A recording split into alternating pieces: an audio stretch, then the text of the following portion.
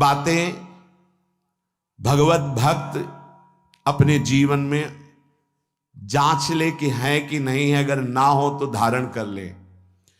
पहला है, संत महापुरुष आपके जीवन में है कि नहीं, ये जांच करनी है। देखा है हमने, अगर किसी संत को आदर्श मानकर आप नहीं चल रहे हो तो दिमाग को खसकते हुए देखा, खसक गया है दिमाग। वो मनमानी आचरण केवल सिद्ध बनने के लिए कर रहे हैं।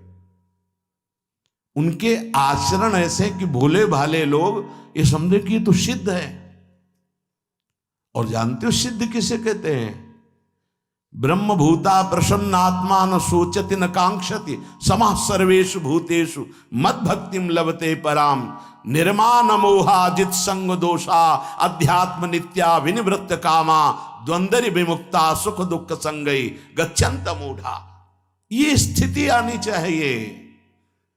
पूरा कोरा जैसे नाटक मंच पर नाटक किया जाता है ना, पूरा दिखाई देता है, पूरा नाटक। क्यों? क्योंकि कोई डांटने वाला नहीं है, कोई आदर्श नहीं है महापुरुष जीवन में। जो मन में आवे सो बोलो, जो मन आवे सो नाटक करो, तो 100 200 500 लोग भोले भाले जिनको ककाहरा नहीं आता परमार्थ का, वो कह देते मेरे भगवान, मेरे सिद्ध योगी, मेरे महापुरुष मिटिया मेट कर देते हैं। बात तो तब समझ में आवे जब रसिक जन पास करे, गुरुजन पास कर दे। अपने मन से कुछ नहीं होता, जिसे महापुरुष पास कर दे वही होता है। संत महापुरुष कहे ठीक चल रहे हो, ठीक है, या वो मौन स्वीकृति दे दे, ठीक है। अपने मन से सिद्ध बनने पर सिद्ध थोड़ी कोई हो जाता है। जीवन में तुम्हारे संत हैं कि नहीं, बस इतनी बात देखो।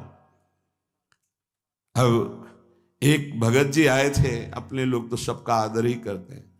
उनका दिव्य रूप से हनुमान जी हमारे सामने प्रकट हुए थे। सच्ची बात कह रहे हैं, जिस समय दिव्य रूप हनुमान जी ने धारण किया तो हनुमान जी महाराज के ही भाई पवन पुत्र भीम कंपायमान थे। भीम जैसे हनुमान जी वैसे भीम, बड़े बड़े पर्वतों को अपनी टक्कर से चूर करने की सामर्थ्य रखने वाले। अभी पैदा ही हुए थे भीम और गोद में लिए हुए माता कुंती चल रही थी। अचानक सिंह निकला, दहाड़ हुई तो गिर गए भीम। तो जो जिस चट्टान पे गिरे चकनाचूर हो गई चट्टान, और उस आवाज से भयभीत होकर भाग पड़ा सिंह। अभी गोद में बच्चा थे। वो भीम जिस समय प्रार्थना की कि भैया मैं तुम्हारा वो दिव्य रूप देखना चाहता हूं, तो उनका काहे को तुम व्यर्थ में ऐसा तुम नहीं देख पाओगे। तो उनका हमारी लालसा है, आपका छोटा भाई हूं। तो पट्टहास किया हनुमान जी का वो दिव्य रूप कि कंपायमान होकर कह रहे थे, हे वायुपुत्र, हे पवन पुत्र, तुम अपने रूप का संवरण करो, मेरी सामर्थ्य नहीं। और वो व्यक्ति ऐसे कह रहा, मैं दिव्य हनुमान। हम कह रहे पाखंड मत करो, ठीक से चलो तो ये सब भगवत स्वरूप अनुभव में आ जाएंगे। ठीक से चलो, बड़ा विचित्र स्वरूप है। जब तक जीवन में कोई संत नहीं, तो हम ये देख रहे हैं कि वो जीवन या तो पाखंड में सकिल जाएगा, और या तो व्यर्थ के चिंतन में फंसा हुआ अपने को मान लेगा कि मैं सिद्ध हूं। आपका शब्द, आपकी दृष्टि, आपकी चेष्टा, तस्मात् शास्त्रम प्रमाणम ते, तब सिद्ध माना जाता है।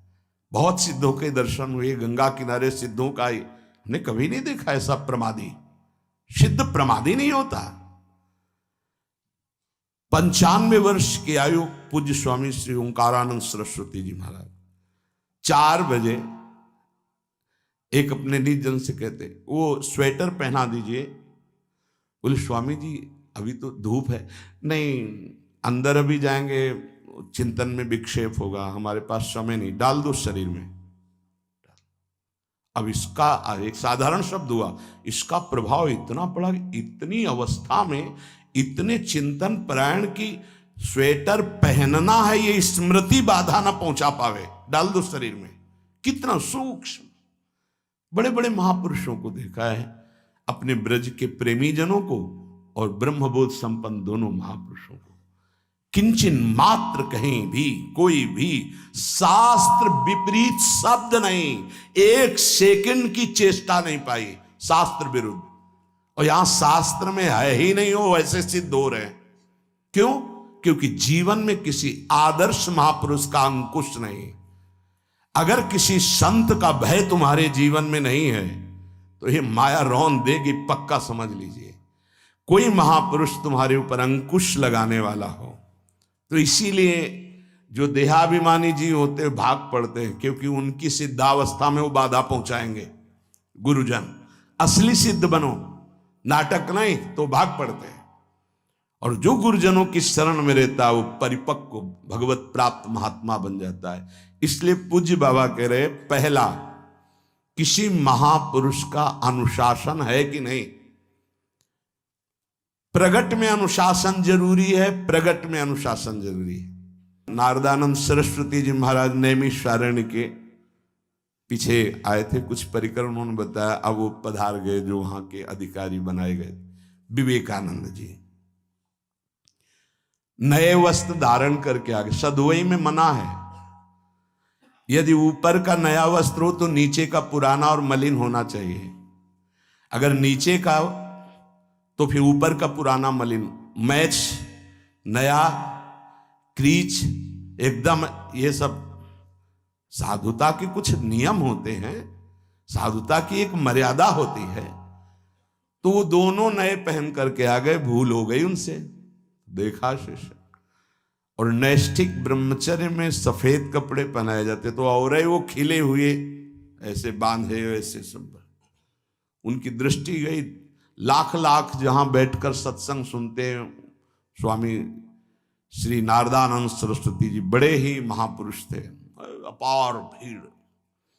और सत्संग के बाद 1 घंटा सबको एकांत चिंतन करो, क्या वहां ब्रह्म ज्ञान का सत्संग होता था। प्रातःकालीन बेला पे जैसे अपने यहाँ सत्संग होता है, वहां थोड़ा विलंब होता था, 5:30 बजे। जो निज जनों का वो योग वासिष्ठ से कैसे तुम्हें बताएं, जो उस सभा में बस यही लगता है कितनी जल्दी देह राख छूटे और अपने स्वरूप में महापुरुषों का वचन का प्रकाश होता है। एक सत्संग होता था सामूहिक सब लोगों को, एक होता था पर्सनल, जो दिव्य साधक हैं केवल वही बैठ सकते हैं, अन्य नहीं। ऐसे पूज्य बाबा के यहाँ भी एक होता था पर्सनल ज्ञान का और एक होता था सामूहिक प्रवचन। तो उस समय सामूहिक सत्संग चल रहा था, काफी सब समाज लाखों की थी। देखा दूर से, एक शिष्य से कहा गौशाला में जाओ, गोबर को गीला कर दो। उनसे कहा विवेकानंद गोबर की छवियां भर करके यहां खड़े हो सत्संग के पास।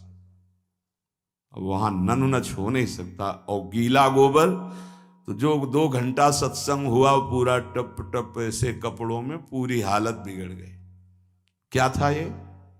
संत शासन। अब दोबारा वो गलती नहीं होगी, समझाने की जरूरत नहीं, अब समझ गए कि हमसे गलती क्या हुई। संत शासन नहीं है तो ये मन बहुत विचित्र है, बहुत विचित्र है। इसीलिए पहला, जो भी परमार्थ का पति को, चाहे ज्ञान मार्ग का, योग मार्ग का, किसी योग मार्ग की लौकिक ऊंचाई पर पहुंचे हुए कि गुरुदेव आए और उन्होंने कहा कि किसी कारण से शिष्य बढ़ जाए और अपने गुरुदेव की अवहेलना करे तो उसकी गति क्या होगी? उनका दुर्गति। दुर्गति, दुर्गति के सिवा उसके आगे कोई शब्द नहीं है। गुरु को पीड़ा है और शिष्य परम पद में पहुंच जाएगा? नहीं नहीं, ऐसा नहीं हो सकता। अनुशासन अत्यंत आवश्यक है। किसी भी वैभव या लोक व्यवहार या लोक मान्यता बढ़ जाने पर अपने गुरु का अपमान, गुरु की अवहेलना, तो उसकी दुर्गति पक्की। देखो, ये मन है, ये इंद्रियां हैं, ये अहम है, ये केवल गुरुदेव से ही वश में आता है, दूसरी जगह नहीं आता। क्यों? क्योंकि दूसरी जगह उत्तर देने का अवसर है। दूसरी जगह हम नहीं मानते तुम्हारी बात, लेकिन वहां ना उत्तर है और ना नहीं मानते, केवल वहां मिटना ही मिटना है। अगर ऐसा उपासक है तो निश्चित परम पद का अधिकार। केवल मिटना कोई उपाय नहीं है, अहंकार के पोषण का कोई उपाय, केवल मिटाना है। रो लो, चिल्ला लो, जो तुम्हें करना है कर लो, आना तुम्हें इसी मार्ग में पड़ेगा, दूसरा कोई रास्ता नहीं।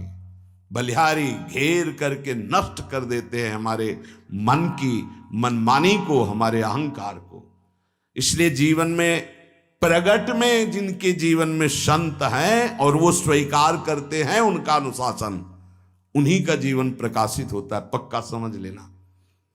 दूसरा, भागवतिक मार्ग में चलने वाले उपासक को सांसारिक पुरुषों की मित्रता करके उनकी संगोष्ठी में नहीं बैठना चाहिए। इस बात को बहुत अच्छे से समझ लो। सांसारिक पुरुषों की जो वृत्तियां होती हैं उनमें बड़ा आकर्षण होता है भोगों का, प्रपंच का। जो साधक भ्रमणशील हैं, अगर वो गृहस्थों के यहां जाकर उनकी सैयाओं पर सोते हैं तो उनकी दुर्दशा क्या होती है चित्त की, वो खुद अनुभव करके देख ले। आज तो शास्त्रीय पद्धति को समझा ही नहीं जा रहा। जब बड़े बड़े सुभट गंगा किनारे त्याग वैराग्य ज्ञान के मिले ना, तो आगे का रास्ता खुलता चला गया। सांसारिक पुरुषों के समुदाय में बैठना था। वो तुम्हें भगवान कहेंगे, ईश्वर कहेंगे, अवतार कहेंगे, उनको कुछ ज्ञान नहीं। आप मान बैठेंगे अपने को भगवान, अपने को ईश्वर, अपने को अवतार मानिए, तो आप जो अवतार है ना, ईश्वर है ना, भगवान है, उनसे विमुख हो जाएंगे। यहां जो भी अवतरित हुए हैं भगवत पार्षद, वो सदैव दैन्य ही रहे हैं। आप देख लीजिए, उच्च कोटि के महापुरुष चाहे जितनी ऊंचाई पर चढ़े हों, सदैव भगवान की ही स्थापना की है। भगवान के नाम की, रूप की, लीला की, धाम की, भगवत महिमा की स्थापना की है, अपनी नहीं, अपने पार्थिव शरीर की नहीं। ध्यान रखना, जितने महापुरुष प्रकट हुए भगवान की स्थापना की।